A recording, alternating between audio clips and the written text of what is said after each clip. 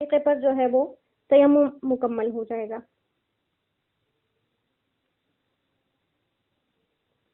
ألم تر إلى الذين أوتوا نصيبا من الكتاب يشترون الضلالة ويريدون أن تضلوا السبيل والله أعلم بأعدائكم وكفى بالله وليا وكفى بالله نصيرا من الذين هادوا يحرفون الكلم عن مواضعه ويقولون سمعنا وعصينا واسمع غير مسمع وراعنا ليا بألسنتهم وطعنا في الدين ولو أنهم قالوا سمعنا وأطعنا واسمع وانظرنا لكان خيرا لهم وأقوم ولكن لعنهم الله بكفرهم فلا يؤمنون إلا قليلا۔ ألم تر إلى الذين، کیا آپ نے نہیں دیکھا ان لوگوں کو، اوتوا نصیبا من الکتاب، جنہیں کتاب کا کچھ حصہ دیا گیا تھا، یشترون الضلالۃ، وہ خریدتے تھے گمراہی کو، ویریدون ان تضلوا السبیل، اور چاہتے ہیں کہ تم بھی سیدھے راستے سے بہک جاؤ، واللہ اعلم باعدائکم، اور اللہ خوب جانتا ہے تمہارے دشمنوں کو، وکفی باللہ ولییا، اللہ کافی ہے حمایت کرنے والا، وکفی باللہ نصیرا، اور اللہ کافی ہے مددگار۔ من الذین ہادوا، یہودیوں میں سے بعض ایسے ہیں، یحرفون الکلمہ، جو بات کو پھیر دیتے ہیں، ام مواضعہ، اس کے صحیح ٹھکانے سے، ویقولون، اور وہ کہتے ہیں، سمعنا، ہم نے سن لیا، وعصینا، اور ہم نے نہ مانا، واسمع، اور آپ سنیں، غیر مسمعن، اور آپ کو نہ سنایا جائے، وراعنا، اور کہتے ہیں راعنا، لیم بالسنتہم، اپنی زبانوں کو موڑ کر، وطعنا فی الدین، اور دین میں عیب لگانے کے لیے، ولو انہم قالوا سمعنا، اور اگر وہ یوں کہتے کہ ہم نے سن لیا، واطعنا، اور ہم نے اطاعت کر لی، واسمع، اور آپ سنیے، وانظرنا، اور ہم پر نظر کیجئے، لکان خیر لہم، یہ ان کے لیے بہت بہتر ہوتا، واقوم، اور درست بھی، ولیکن لعنہم اللہ، لیکن لعنت کی ہے اللہ نے ان پر، بکفرہم، ان کے کفر کی وجہ سے، فلا یؤمنون الا قلیلا، تو بہت تھوڑے لوگوں کے علاوہ وہ ایمان نہیں لائے۔ پھر اہل کتاب کی ایک عادت کا ذکر ہے، جیسے پیچھے بھی مسلسل ان کی عادتوں کا ذکر تھا کہ وہ بخیل تھے بہت زیادہ، اور اپنی کتاب کے علم کو بھی چھپاتے تھے، تو یہاں ان کی مزید ایک اور عادت کا تذکرہ کر دیا، اور اللہ کو جو عادت کسی قوم کی بری لگتی تھی، وہ اللہ نے قرآن میں اسی لیے ذکر کی ہے کہ مسلمان اور مومن اس سے بچ کے رہیں۔ تو کہا کہ اہل کتاب کی عادت تھی کہ وہ گمراہی کو خریدتے تھے،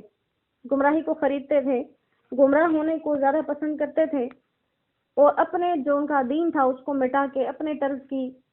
جو ہے وہ باتیں انہوں نے ایجاد کر لی تھی۔ تو یہاں بتانا گویا کہ مسلمانوں کو مقصد ہے کہ تم لوگ اپنے دین کے بارے میں ایسا نہ کرنا، اور وہ یہ چاہتے ہیں کہ خود تو راستوں سے بہکے ہوئے ہیں، تمہیں بھی سیدھے راستے سے بھٹکا دیں۔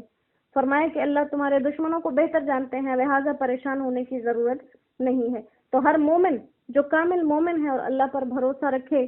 تو اللہ اس کا حمایتی ہے، اور یہ اللہ کی حمایت سب سے پہلے اس انسان کو حاصل ہوتی ہے جو 5 وقت کی نماز پڑھتا ہے۔ حدیث پاک کا مفہوم ہے کہ جو انسان نماز پڑھ لے تو وہ اگلی نماز کے وقت تک اللہ کی حفاظت اور اللہ کی ذمہ داری میں آ جاتا ہے،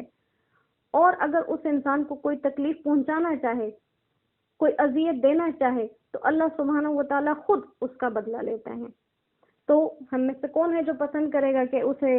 پسند نہیں کرے گا کہ اسے اللہ کی یہ حمایت حاصل ہو جائے، اللہ ہمارا ولی بھی بن جائے اور ہمارا مددگار بھی بن جائے۔ پھر ساتھ ایک اور یہودیوں کی ایک بات کو ذکر کیا۔ یہودی جب حضور صلی اللہ علیہ وسلم کو تنگ کرنا چاہتے تھے تو مختلف ہیلے بہانے استعمال کرتے تھے۔ ان میں سے ایک ہیلا ان کا یہ تھا، وہ کہتے تھے کہ اگر یہ اتنا ہی سچا ہے تو اس کا رب اس کو ساری چیزیں بتا دیتا ہے، تو چلو ٹھیک ہے، ہم اپنی طرف سے غلط الفاظ بولیں گے جو سننے میں تو غلط نہیں لگیں گے لیکن ہمارا مقصد غلط ہوگا، ہم دیکھتے ہیں کہ اس کو اس کا رب کیسے بتاتا ہے۔ تو وہ کیا کہتے تھے، جب آپ صلی اللہ علیہ وسلم کی مجلس میں آتے تھے تو کہتے تھے، آپ کوئی بھی ارشاد فرماتے تو اس کو کہتے تھے کہ ہم نے سن لیا، اور ساتھ کہتے تھے وعصینا۔ اب عصینا کے 2 معنی بنتے تھے، ایک مطلب یہ مطلب اس کا ہے نافرمانی کرنا. لیکن وہ کیا کہتے تھے کہ ہم نے نافرمانی کی. اب سنانے میں یوں آتا تھا کہ جو آپ کے دشمن ہیں ہم نے ان کی نافرمانی کی، لیکن اپنے دل میں ان کا کیا مقصد ہوتا تھا کہ ہم آپ کی بات کو نہیں مان رہے. اسی طرح پھر جب کوئی بات آپ سے کہنا چاہتے تو کہتے تھے وسمع، آپ سنیے، اور کہتے تھے کہ غیر مسمعن، آپ کو نہ سنایا جائے.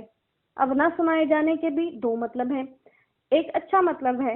اچھا مطلب یہ ہے کہ آپ کو اللہ کبھی کوئی بری خبر نہ سنائے. اب سننے والے کو تو یہی لگ رہا ہے کہ دعا دے رہے ہیں، لیکن وہ لوگ اپنے زبانوں کو پھیر کر کیا کہتے تھے کہ دل میں ہمارے مقصد کیا ہے کہ تمہیں کوئی خوشی کی خبر نہ سنائی دے. اسی طرح وہ اگلا لفظ کہتے تھے راعینا. راعینا، اور اس میں فرمایا کہ لیم بِأَلْسِنَتِهِمْ، وہ اپنی زبانوں کو موڑ لیا کرتے تھے. راعینا کے دو مطلب ہیں. ایک مطلب ہے ہمارے بکریوں کے چرانے والے، چرواہا جس کو کہتے ہیں. اور ایک راعینا کا مطلب کیا ہوتا ہے کہ ہماری رعایت کیجئے، ہم پر نظر کیجئے، ہماری بات کو سنیے. تو اب جب وہ لوگ راعینا کہتے تھے تو سمجھ یہ آتا تھا کہ وہ رعایت والا مطلب لے رہے ہیں، لیکن ان کی نیتیں کیا ہوتی تھیں؟ نعوذ باللہ، وہ غلط مطلب لیتے تھے. تو کہا کہ وہ لوگ یہ چیزیں کہتے تھے تو اللہ سبحانہ و تعالیٰ نے کچھ عرصہ تو ان کو ڈھیل دے کے رکھی، لیکن جب قرآن پاک کے اندر ان الفاظ کو نازل کر دیا تو وہ اوپر سے تو پھر بھی نہیں مانے اور ایمان نہیں لائے، لیکن اندر سے پتہ چل گیا ان کو کہ واقعی جو اس کو خبریں دے رہا ہے وہ بہت علیم و خبیر ہے، کیونکہ ہم دل کے اندر ایک مطلب مراد لے رہے ہیں اور وہ کھل کے سامنے آ گیا. اور ساتھ میں اللہ نے ہدایت بھی کر دی کہ جو الفاظ کہہ رہے ہو اگر ان کے بجائے تم صرف صاف صاف یوں کہہ دو کہ سمعنا، ہم نے آپ کے احکامات سنے، واطعنا، ہم نے آپ کی فرمان برداری کی، واسمع، اور آپ صرف اتنا ہی کہو کہ ہماری بات سنیے، وانظرنا، اور ہماری طرف نظر کیجئے، تو یہ بات ان کے لیے زیادہ بہتر بھی ہوتی اور درست بھی، کیونکہ یہ ایسے الفاظ ہیں جن کے اندر دوسرے کسی غلط معنی کا احتمال نہیں پایا جاتا. لیکن اللہ نے فرمایا کہ ان کے کفر کی وجہ سے اللہ نے ان پر لعنت کر دی. اور لعنت کا مطلب کیا ہوتا ہے؟ اللہ کی رحمت سے دوری. ایک یہ لفظ اگر کوئی انسان اپنی زندگی میں استعمال کرتا ہے، فلاں پہ اللہ کی لعنت ہے، فلاں پر لعنت ہے، تو مسلمان کو لعنت کا لفظ نہیں کہنا چاہیے، کیونکہ لعنت کا مطلب کیا ہے؟ اللہ کی رحمت سے دور کر دینا. تو کہا کہ اللہ نے جو ان کے اوپر یہ لعنت کی ہے وہ اپنی وجہ سے نہیں کی، بلکہ کیوں؟ بکفرہم، وجہ یہ ہے کہ وہ کافر تھے، ان کے کفر کے سبب سے اللہ نے ان کے اوپر یہ لعنت کی. اور کہا کہ ان تمام باتوں کو دیکھ کر، سن کر بھی، کہ اللہ علیم بذات الصدور ہے، سینوں کی چھپی ہوئی باتیں بھی جانتا ہے، پھر بھی ان میں سے بہت تھوڑے سے لوگ تھے جو ایمان لائے، زیادہ لوگوں نے ایمان ان میں سے بھی قبول نہیں کیا. یا ایھا الذین اوتوا الکتاب آمنوا بما نزلنا مصدقا لما معکم من قبل ان نطمس وجوہا فنردها على ادبارها